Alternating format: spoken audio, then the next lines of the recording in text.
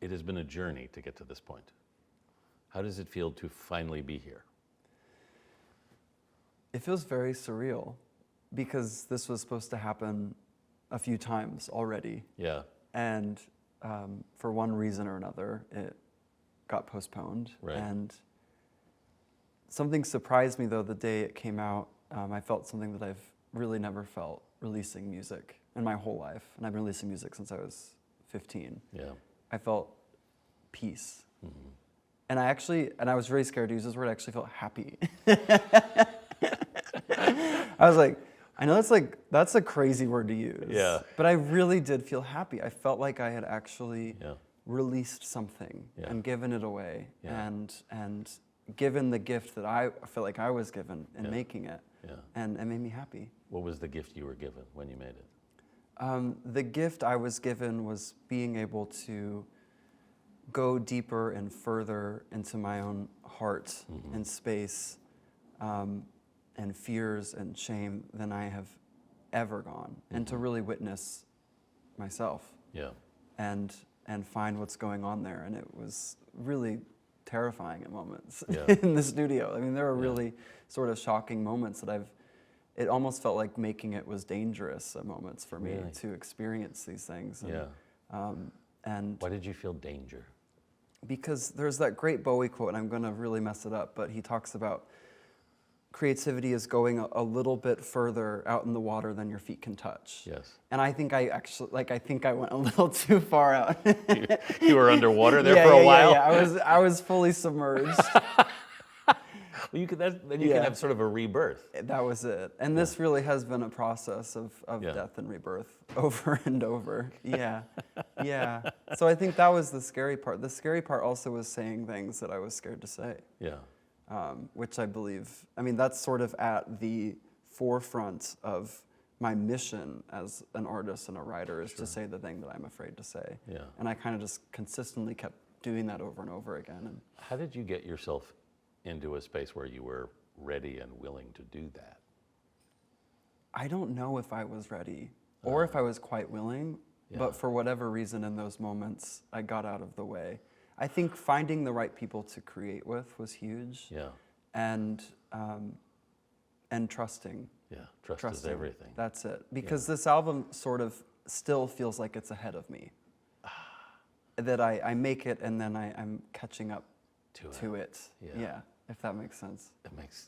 That's a really interesting idea. Yeah. But it can't be ahead of you because it came out of you. Exactly. Yeah. It's more like it reveals something that was already there, and then I go into my normal life and forget all of these lessons. Yeah. Like, the first song I wrote on the album was in 2019. It's Mother, Mary, and Me. Yes. And I was still living in Nashville. Yeah. And on Music Row. Yeah. In a little basement apartment. And I had my piano I moved it from Missouri. Yeah. And I sat down and I wrote the song, and I knew in my heart that it was not supposed to come out until I could write 10 more songs that could go around it. Yeah. And that song in particular has kind of been the cornerstone of the album. The rest of the songs were really written in the last couple of years. Right. Why is that song the cornerstone? Not just because it came first, but is there another reason why in terms of? Yeah, the message of it is one that's evolving with me. When I wrote it, I was in a relationship that definitely needed to end. Yes. But I wasn't brave enough to end it at that point. Yeah. And I thought it was a breakup song. Yeah. But the line, "I'm giving up on everything I need except my mother, Mary, and me," was sort of my way of saying, I'm giving up on everything that's not unconditional love. Yeah. I'm giving up on everything that's not actually for me. Yeah. And now, where I am, in letting go of so many things, letting go of substances now and things I feel like I'm addicted to and all of these things, it's a deeper layer. Yeah. It wasn't just that relationship. Now it's like, it's all of the things that I'm clinging on to. Yeah, that's really interesting. It's funny how, sometimes what songwriting sometimes I think does, and I'm not a songwriter, but the way you're describing this, I get this sense, I know sometimes I'm evolving without knowing I'm evolving. Right. And I do certain things and I don't really add up why I've done them until later, and I go, oh, that was the beginning of that. Yeah. You know?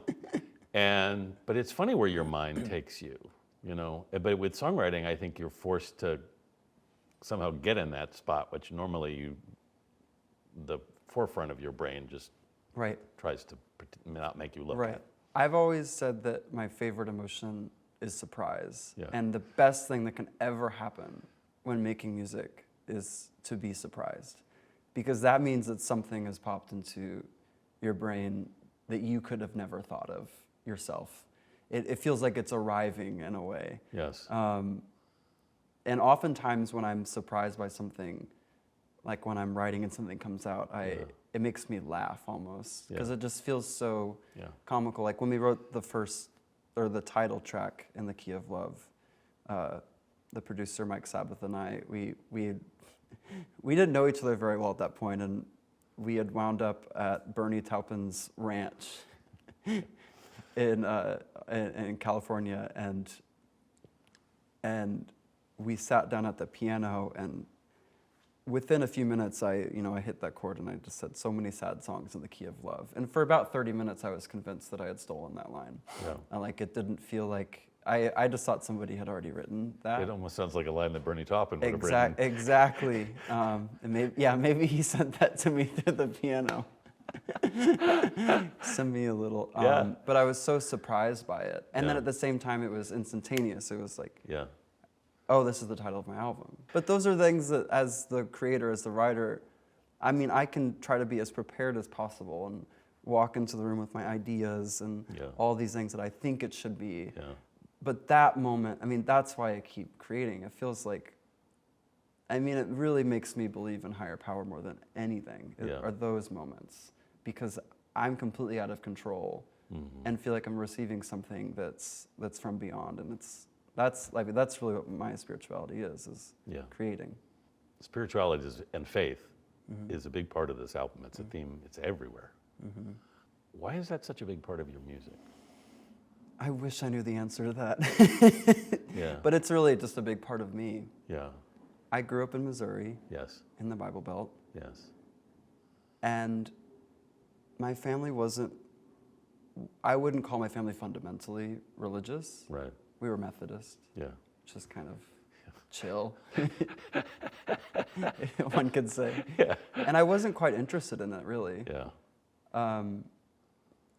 But then when I moved away when I was 18, and I began to really start to process my upbringing and childhood and go to therapy for the first time, and I was at a really low point in my early 20s. And it was the most natural thing in the world to me, was to become interested and to begin reading about religion and faith, and to approach it from a place of autonomy and not from a place of somebody telling me what to believe. Right. And while I made this album, I kind of joke that I'm a monk derailed by circumstance. Like I spent a lot of time in monasteries while writing the album, and reading monks and reading, the old books. I'm and trying texts. to picture you now as a monk. I know, I wish. I really do. It would be the easy version of my life, I swear to God. But it is, I don't consider piano myself... playing monk. I don't think you can be that. Yeah. Not yet. But it is, I think the reason why there is so much on the album that is text that might seem religious is because it really is the lens I see everything through. Yeah. And it's from a place of reverence. Like I'm not, yes, I'm like a gay artist singing about these topics, and I think that's automatically controversial. But for me, I'm not coming from a place of I'm not trying to offend anybody. It really is part of me, and it's something that I can't really deny. I don't even think of it necessarily as controversial. I just think it's interesting that as a gay artist who grew up in the Bible Belt, I would think you would have some issues with religion that often doesn't accept you. Sure. I do. I really do. And when I began to really look at what the texts are actually saying, I've realized that real religion always belongs to the oppressed.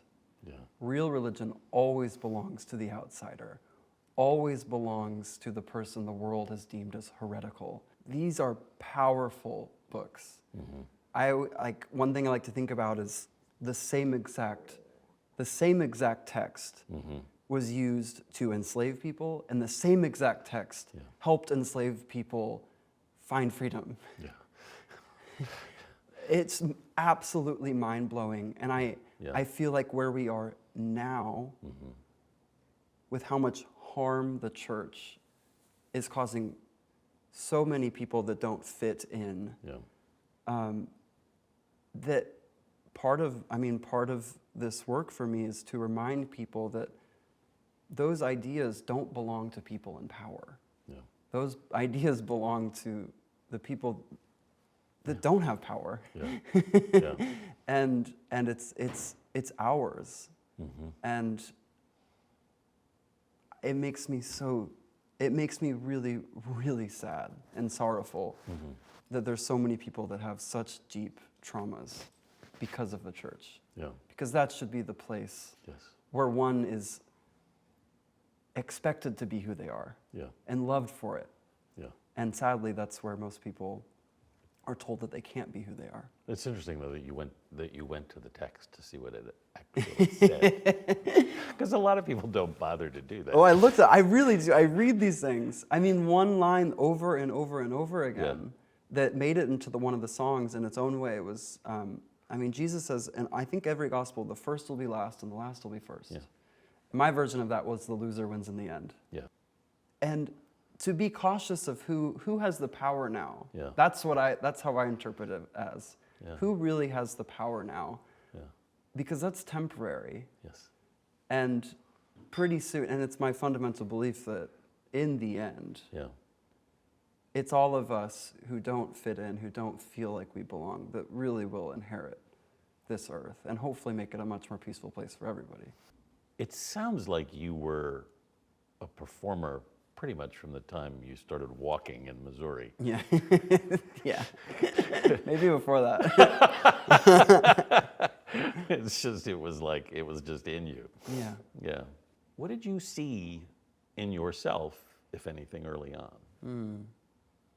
What did I see in myself? Or did you even think about it? You probably didn't. I mean, kids sometimes don't think about it. It was always quite natural. It always felt normal for me to be on stage. My first experience on stage, I was 5. I was in a play, and I had the first line of the play. And it was kind of one of those like zap moments of like, this is what I'm probably going to do forever. And so far, so good. Was it a big deal for you to go to Nashville to study music? I don't feel like it was a big deal. It felt very natural. I started releasing music when I was around 15. And after that, my parents would drive me to Nashville when I was 16.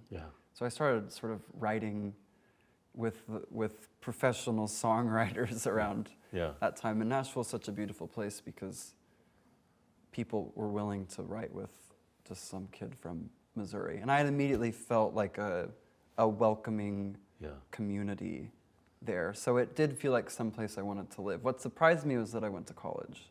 That's what I didn't. I just kind of wanted to go create, but obviously my parents wanted me to go to school, and it was it was a perfect compromise. Because I wanted to be in Nashville. You started writing songs, you said, around 15? I started writing when I was 11. Right. Yeah. What made you want to write songs? I was just obsessed with songwriters. I mean, when I was in 6th grade, Adele released her first album. Right. Regina Spektor was like everything to me.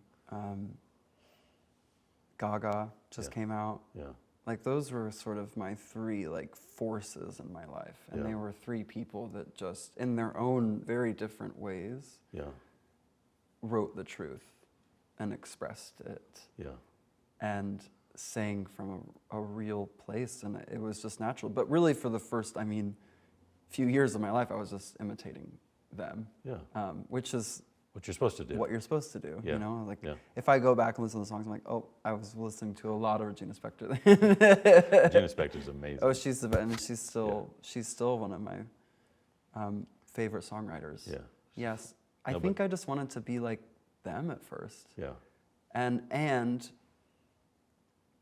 what I found, and I still sort of find this to be true, I usually find out things about myself when I'm writing songs before I find them out in my normal life. Right.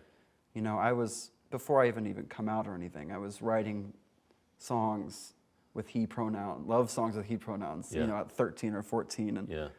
And I somehow felt brave enough to sing those, but it wasn't something I was ready to talk about at all. You felt brave enough to sing them. I know. Wow. I know. I don't know what that is.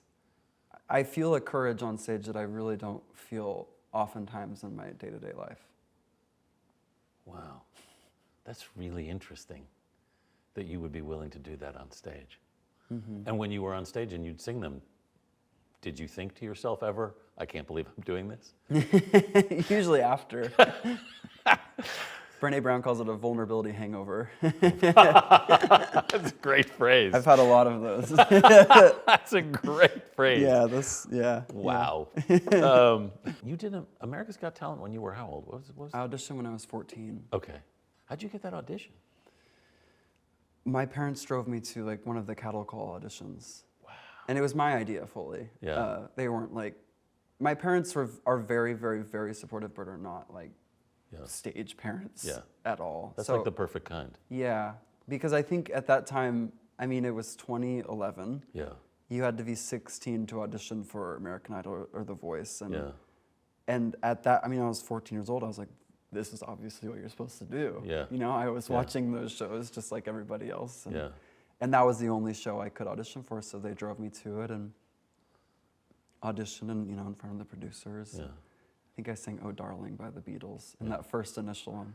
Yeah. And it kind of just kept going. They kept calling you back. They kept calling me back. And Yeah. so when I was finally on it on TV, I was 15.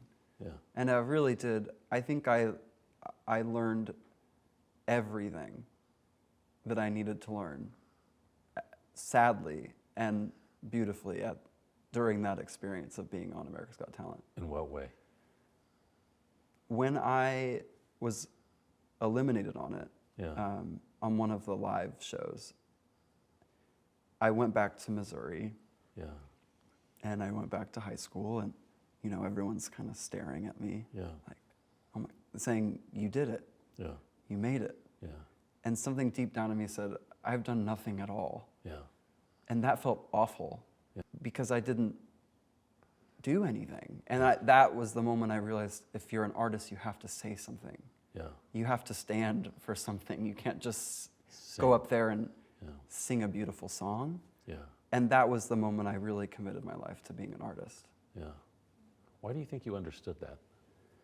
Because it was so painful. Yeah. And I was so confused by how much pain I was in, because I thought that I got everything I wanted. Yeah. Millions of people saw me, and everybody at school thought I was cool. Finally. That's the big win. And it wasn't at all. It wasn't enough. It wasn't even that it wasn't enough. It wasn't even the point. Yeah. It wasn't the point.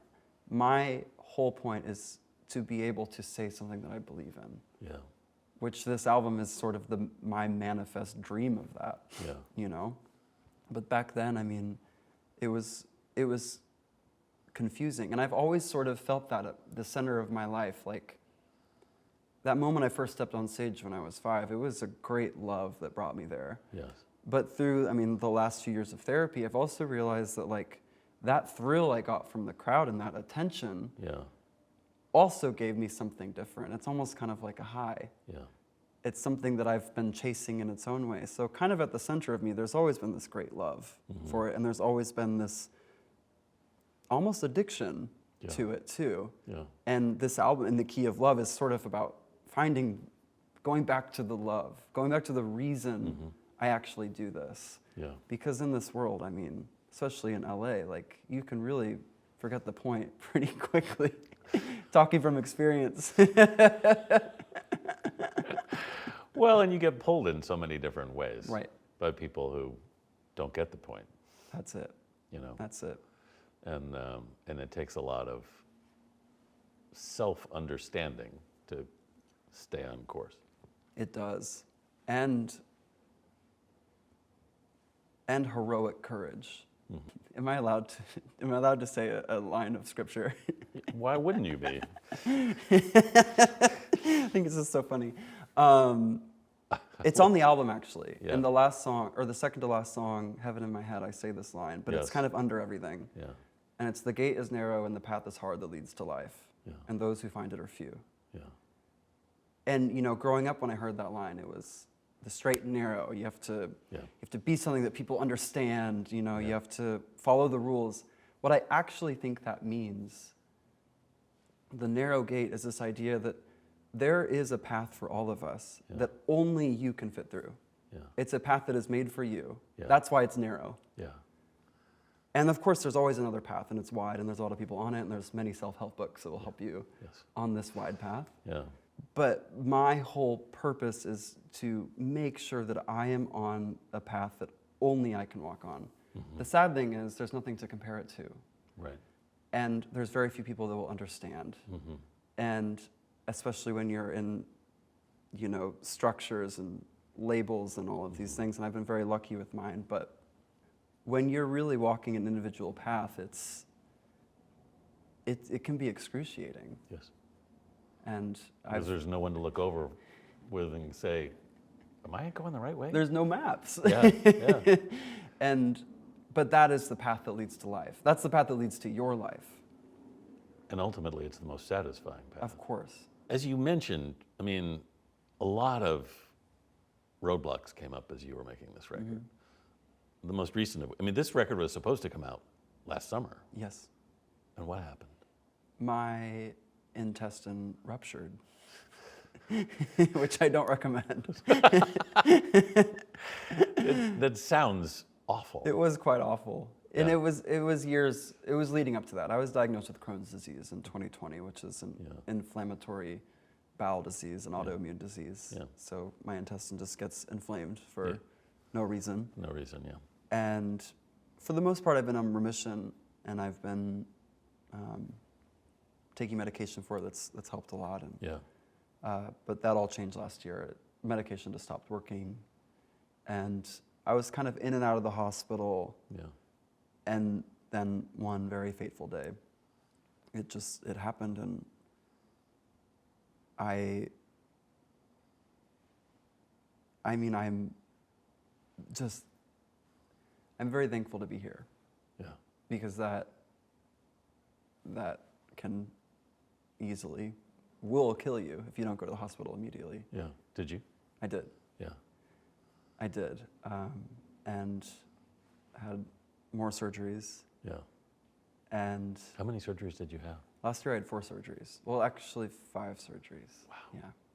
So I had a temporary ostomy too. So the last 4 months of last year, I wasn't doing anything. I was just healing. Yeah. And at the end of last year, everything was put back together. Yeah.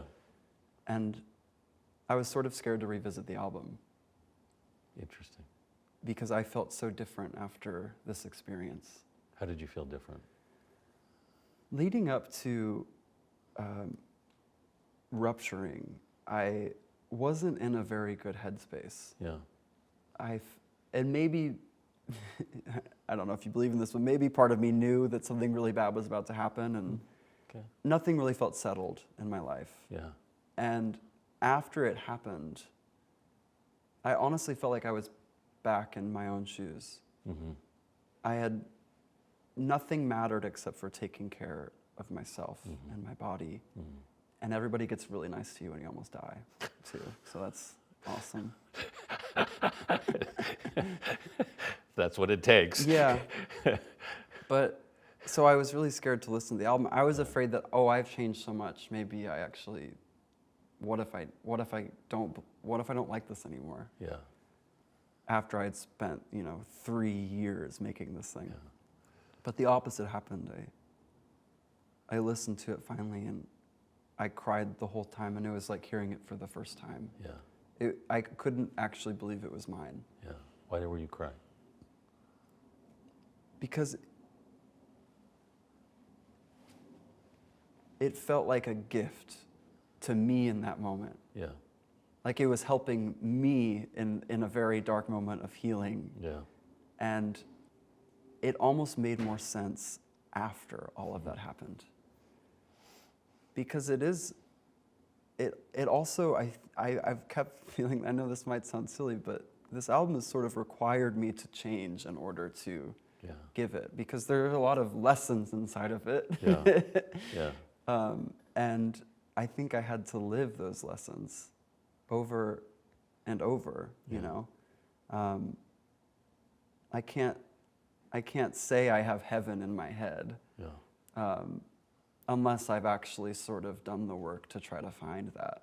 Yeah. And I think the near death really did make me realize what's most important in my life and clear out things that aren't important at all. Mm-hmm. Did you know when you went to the hospital, did you know how dire the situation was? The pain was next level. Yeah. Yeah. I've had chronic pain for a while, so. Yeah. But this was different. There's always that person moaning in the emergency room, and that was me that day. I had just gotten home from the hospital that afternoon. Oh, you had? And I was sitting outside, and an earthquake happened. Oh, wow. In LA. Wow. And then I ruptured right after, so. Just pick your sign of impending Totally, doom. totally. Yeah, but obviously I went in time, and the doctor comes in and they say it so gently. They say, "Oh, your colon perforated." And the word perforated just sounds so gentle. Yeah. Like, oh, okay. And then I'm Googling it right after, and and then I see mortality rate 80%. I'm like, Yeah. But the moment I woke up from that surgery, I felt peace like I hadn't before in my life. Yeah. Yeah, I felt connected to myself again. Yeah. And connected to something bigger than me. And it's really mysterious how those things work, how great pain is usually the thing that leads us to the point and to great love. Mm-hmm. Yeah. That's quite a trip. It's quite a trip. It's quite a trip. Wow. Where are you now, do you think? I feel like I'm just beginning. Yeah. Yeah, I really do. I feel like this is actually the beginning. Yeah. I didn't know that. I thought that like making it all was all the work, and the moment it came out, I realized, oh, this is actually the start of it. Mm-hmm. This is the first time people get to hear it. Yeah. This is really when it begins. Yeah. And when I get to go out and sing it for people and share it, and people can listen and find their own meaning with it, which is kind of the coolest part. Mm-hmm. It's not about me anymore. Mm-hmm. Thank God.